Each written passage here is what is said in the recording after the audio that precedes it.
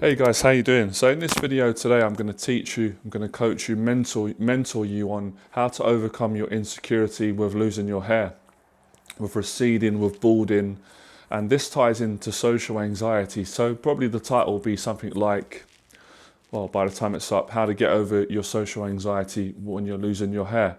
So first of all, I'm going to lead by demonstration. I'm going to talk about how I've overcome my fear, my insecurity with losing my hair and balding and receding.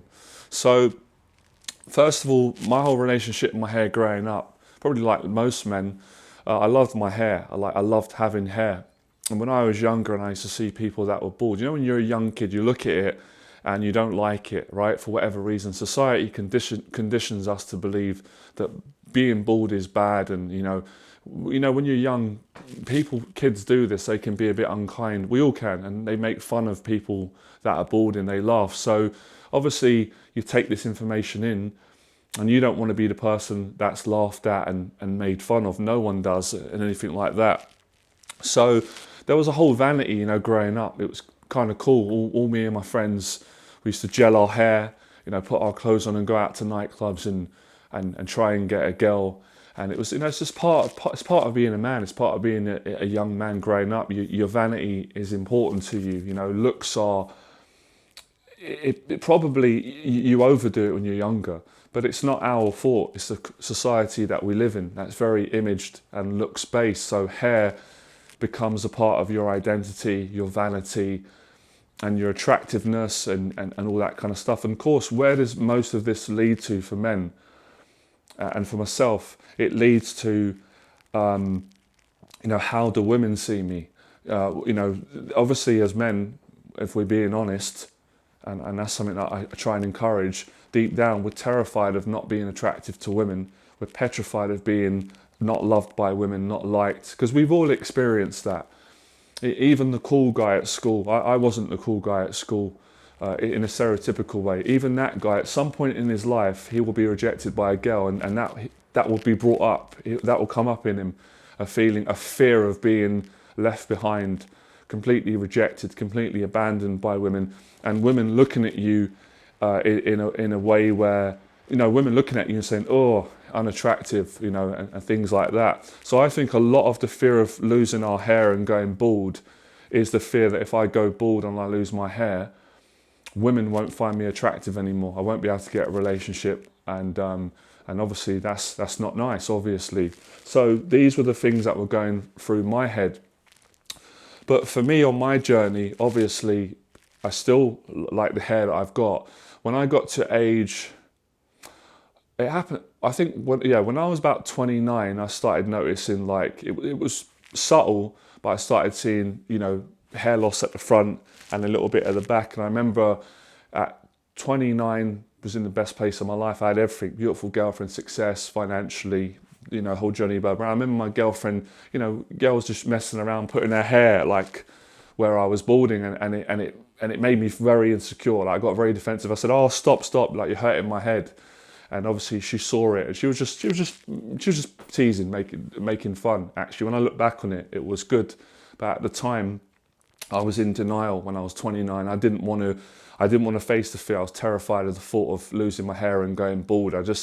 My ego didn't like it. Didn't want it. I couldn't accept that would be a part of my identity, because my identity was I always had a full head of hair, thick hair as well, really healthy hair, shiny hair, and I used to get a lot of compliments when I'd get my hair cut, from my mum, family, friends, and girls as well would say, I like your hair. So when someone compliments you on a part of your physique, your hair, your face, you don't want to lose that, because you think, if that goes, then am I not going to be desirable?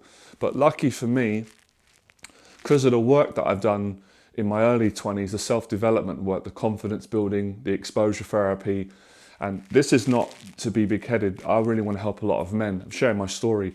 Because of the success I've had with women, I've had success with women when I wasn't balding and receding. And if I'm being honest, the best success I've had with women, with attracting the most beautiful women, and the best connections that I've had have been with the balding. So when I wasn't balding and I had all my hair, if I even go back to age 21, even in 22, 23, I really struggled with insecurity with women, even when I was in shape. When I was 23, 24, if I took my shirt off, again, not bragging, everybody would look. I looked fantastic. I was absolutely ripped. I was never a big guy. I was never like massive arms, but I was, really ripped. Everything was muscle. I was like 80 kilos in muscle, low body fat. My body fat was like under 10%. At one point, it was like 6%. I was ripped to the bone, but I still couldn't get anywhere with women because I didn't have the inner confidence.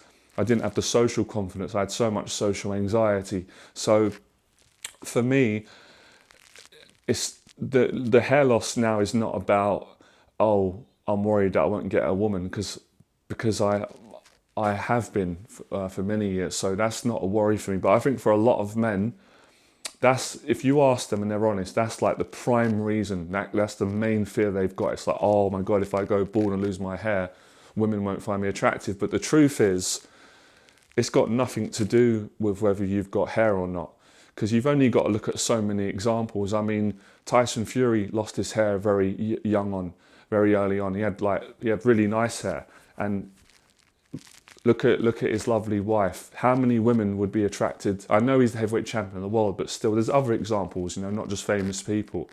So I don't buy that narrative. But obviously, like all fears and insecurities, if you don't fix them, they will be true for you, but not for other people. So I have no insecurity whatsoever with women. I've never ever dated a woman who said to me, oh, I can't date you anymore because you're losing your hair. It's never ever happened. And I'm sure there's women that have got preferences. Some women will prefer guys with hair. But if a girl's attracted to you... See, this is what a lot of guys don't get, especially if you're asleep, no disrespect. If you're asleep, you look at things in a very narrow, closed-minded way. So everything's like black and white. So it's like, if you're losing your hair, you won't be able to get a woman.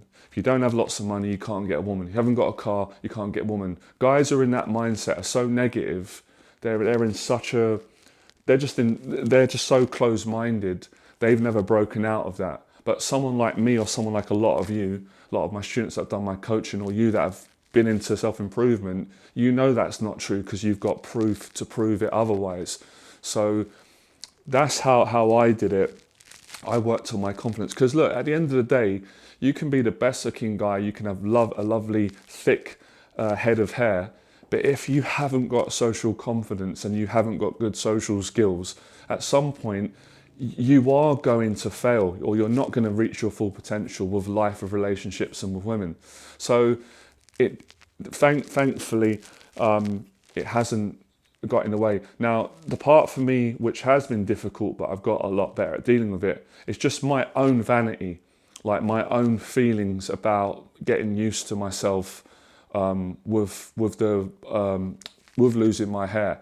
And that's something that just the fact that I'm talking about it publicly now means I've kind of overcome it, because as a lot of you know, probably you did know, I couldn't speak about this probably a year ago. I was too insecure about the hair loss, but now I'm not. I feel, and it's funny because now the shorter I cut my hair, the more I reveal the hair loss, the better I feel. Whereas when I was like hiding it, growing my hair out, you just feel insecure inside. So now I feel like I've completely broken out. So my advice to any guy who's having bad social anxiety and he's worried about not being desirable to women because of his hair loss, whether it's completely gone or it's patched, you've got patches, or you're balding, receding, whatever it may be, is focus on your confidence. And that's something that sometimes annoys me with a lot of guys that complain, and they love clinging on to negative narratives, but because they don't want to do the work. If any guy out there, I don't care if he's short, if he's bald, if he's broke, if he does the work, and what I mean by the work, if he faces his fears in reality, if he faces his social anxiety, if he does public speaking, if he builds good relationships, if he goes out and socializes, and I'm not just talking with women, it's very important you speak to men as well. Obviously, male to male relationships, that's really important. It's like a whole development. If he goes to the gym, if he gets in shape, if he slims his face out and gets rid of the double chin that a lot of us have because of excess weight and fat, if he improves his diet, if he gets fit, If he faces his fears, there's 100% he's going to attract a woman, because most women want a confident guy, and a guy who is emotionally and mentally stable enough to have a relationship with a woman. They don't want a perfect guy.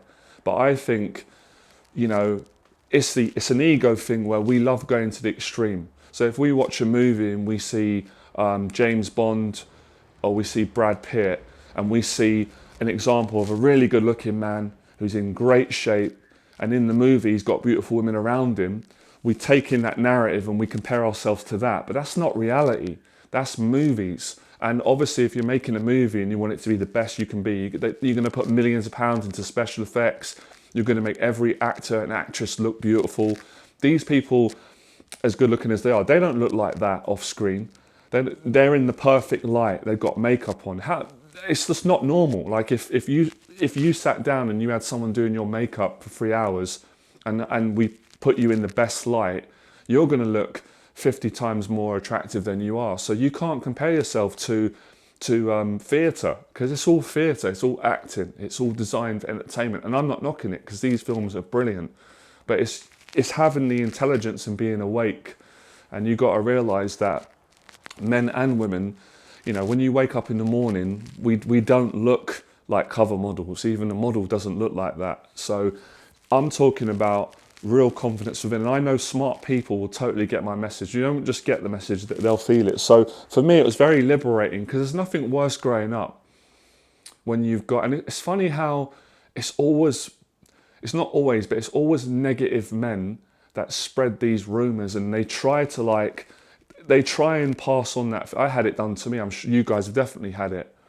I think it's called gaslighting. I'm not 100%, but anyway, like guys who fail with women or have insecurities and don't work on it, they love telling the next man, oh, you can't get women, and they give you these facts because you're not tall, you're not ripped, you're not.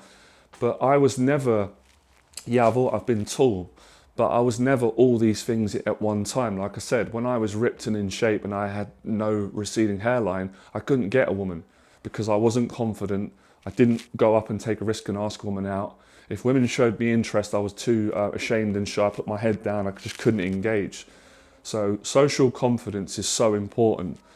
And it's most of this is common sense, but it's really challenging when you live in a world that's got lots of narratives, and some of them are positive, some of them not. But at the end of the day, you've got to get the proof for yourself. I've got the proof for myself and many people that I've coached. So if you exercise regularly and you socialize and you groom, see this, like I said in my last video, I just went and got, this cost me £19. I just got a haircut, short my hair out, matched the length of the beard, and it's made such a difference.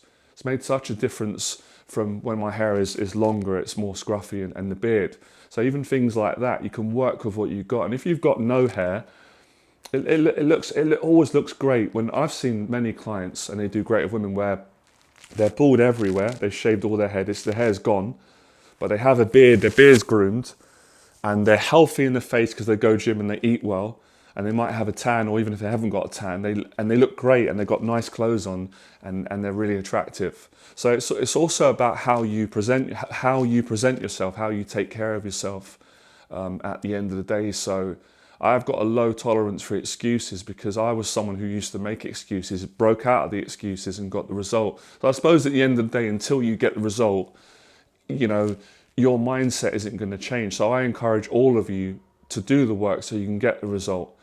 And it's weird, because a lot of the times what men think women want, or what they're attracted to, is usually, I'm not going to say completely wrong, but it's inaccurate. Like, it's an exaggeration. Like a lot of guys out there, it's almost like an anger, it's like a tantrum that they throw. It's like, no, women only go for guys with loads of money. No, women only go for tall guys. No, women only go for guys with six packs. And it's like, you're only saying that because you're bitter and resentful, because you didn't have the guts. You've not done the work. You've not even tried. You've just given up too early. If you got your ass in the gym and you trained your ass off, and you took care of yourself, you improved your diet, and you started being positive and being kind, and you were social, you would transform. You wouldn't be this negative person that you are. You wouldn't hate yourself. You wouldn't feel ugly inside, ugly, and then you'd get a woman. But if the attitude is so ugly and toxic, it's just gonna resonate outwardly, and then women are gonna go, oh no, thank you. So the energy and the attitude. I remember, and anyone who's had a girlfriend will relate to this. Like, you know, like if you're in a relationship with your girlfriend, you might be watching something, and there'll be a guy on TV who's not stereotypically good looking, but he's very confident, he's charismatic, and you'll ask your girlfriend and go, do you think he's attractive? And a lot of times your girlfriend will say, he is. There is something attractive about him. And I remember my girlfriend saying it about a guy, I'm not saying who it is, no, but someone successful who was bald and a ginger and just, you know, and she said, yes, he's very attractive. And I said, why? I kind of knew, but I said, why is he attractive? Because a lot of guys would stereotypically judge him and say, because he's bald and he's ginger, he's not. And she said, because it's just his personality, just his confidence, his charisma, his energy that is oozing out of him. So this is something that guys leave out. It's like, if you're going to say that women only go for this, this and this, at least do the work first before you come up with these assumptions. But you know, it's like, I've heard many people say it, they will always project some excuse rather than take responsibility. But for those of you that are ready to take responsibility, you will really appreciate my advice. I've gone through blood, sweat and tears, by the way, to come up, to learn this life experience and have the guts to share it. So, you know, if you've got honesty, if you've got truth, if you work hard, you'll always attract women. You'll always be attractive, whether you're whatever age, 20s, 30s, 40s, 50s, 60s, 70s, 80s, 90s. Yeah, a man never stops being attractive unless he decides to stop being attractive. So I take my information I take it from positive women and positive men who have got a good outlook on life, who are not closed-minded, or they're not overly materialistic or underly materialistic. There's no kind of bitterness or blocks or excuses or insecure projections. So you got to work on yourself, and then it's anything's possible. You can get a relationship. So that would be my advice. Hope you guys enjoyed the video, and if you want to take the tips from me, go and try it. Go and do what I done. Go and get your beard styled and cut your hair. It's not that expensive. This cost me £19. Obviously, you can go to more expensive one. You could pay probably up to whatever you want to pay, but it makes a big difference. These little adjustments. So for me, this is how I've overcome it. And I think talking about it, because at the end of the day, we care what other people think. But if you don't care, if you feel good about yourself, whether you're bald or not, you don't care about what people think. And I generally, how I feel now, I don't care what people think, because I feel good, I feel attractive, I feel confident, and I'm not having any problems with women. I've not had problems with attracting women for donkey's years. Like I said, that was a long time ago for me. So I hope my story can physically in some way help you to change your story and to do two things: to get a great relationship, to have a good relationship with women, and to have confidence to overcome your fear of losing hair, or accepting that you're losing your hair, or lost your hair. But yeah, it does take guts, like all fears. I think we have to kind of run and jump before we can jump, you know, metaphorically speaking, before we can get to a point where we're ready to talk about it. You have to do some inner work, you have to heal, you have to work on yourself, you have to get around positive people. And I'm around very positive people that have got, you can tell by my narrative, by the things I'm saying, the energy is different, it's more positive. So I'd encourage you, if you're around negative people that are toxic, you don't have to be horrible to them, just stop hanging around them, just distance yourself. Or do you know what you can do? You work on yourself so much that you're so positive they won't want to be around you. Because toxic, bitter people do not like being around someone who's got a good outlook on life, society. The two don't mix. So that's another way of getting that energy out of your life. But yeah, everyone can do it. Everyone can succeed. I said that years ago. It's true. I stick by it. I've helped so many guys. Anyway, if you're someone who's ready to take the next step and you want to overcome your social anxiety and build your confidence and be more social, not just with women, but guys, with everybody, get in touch for my online 6 weeks social anxiety program. I also am flexible as well. If you're not ready to commit to 6 weeks, we can start with like a taster 2-hour session, and you can see how that goes. But if you're interested, I think it's an important time now, especially with kind of these lockdown things. We don't know if another one's going to happen. So an online program would be brilliant, because during that time you could really work on yourself and get your confidence up. So it's good to invest now, because we don't know what's going to happen in the future. There might be another lockdown, there might be not. But you should never stop working on yourself. So if you're ready and you want to get this confidence, especially as well if you're losing your hair, I mean, irrespective of that, whatever insecurity, email me, I'll get back to you within 48 hours. We'll do a free initial Zoom call, might 5, 10, 20 minutes, we'll have a chat. And if you're right for my coaching and I'm the right person for you, then we can book you on the program and go from there. So yeah, I'm going to do a lot more videos anyway on social media. I've got some good ideas. I'm going to be sharing new videos on different ways of overcoming it. Make it fun, make it creative. Public speaking is something I'm going to start teaching through these videos and sharing knowledge on how to do that. That's one of the scariest things to do, but the most rewarding. And again, anyone can do it, all right? Appreciate the support. Like, share, subscribe. Let me know in the box below if this video done something positive for you, if it's helped you to deal with your hair loss, your confidence, your relationships, and much more, all right? Speak to you soon. Bye.